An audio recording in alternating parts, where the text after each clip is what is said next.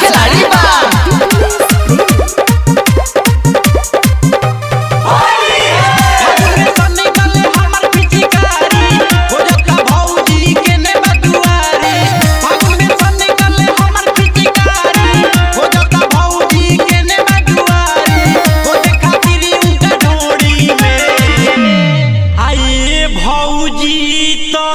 साड़ी उठाओ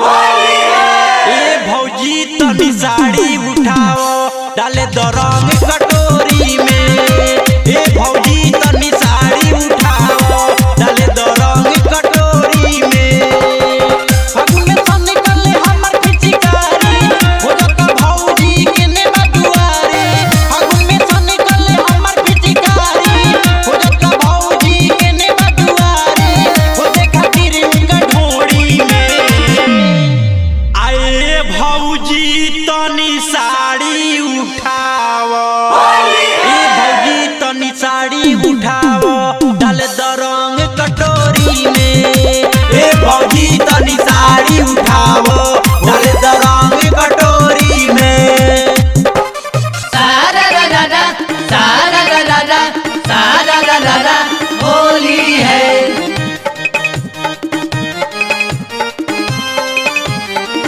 ए भौजी हमरा के डांटो तारू होली में घूमी घूमी बाटो तारू। Mix by Divyanshu recording studio Hawa Bazar. जनी अंगूरी देखाओ सारा रा हमरा लगे तनियाओ होली में जनी अंगूरी देखाओ हमरा लगे तनियाओ आजू कर जनी माना भौजी फेरू मिली नहीं मौका आज दिन बाओ नोखा अपन रंग दना चोली भौजी होली हो लागी नाही तनिको पाला कोरोना भौजी के नियो हाला लागी नाही तनिको पाला कोरोना भौजी के नियो हाला लाखो लगा में अपना बोली पर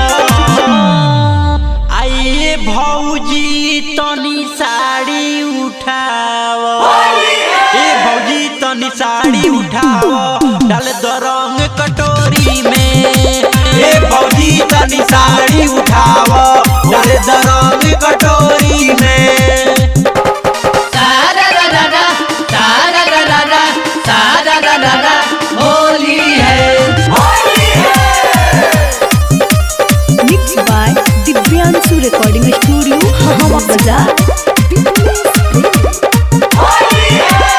रंग हम लगाए सारा रा रंग तू लगई होली में रंग हम लगाए रंग तू लगई जनी होका परेशान भौजी लिखी करे फिसिकारी लागे भर गइल साड़ी तनी कर एहसान भौजी होली हो अनुमानी लक्ष्मण बेदरदी लेके देखो हे दे आइल बाड़े हरदी अनुमानी लक्ष्मण बेदरदी लेके हे दे देखो आइल बाड़े हरदी रंगे खातिर तारा ढोड़ी में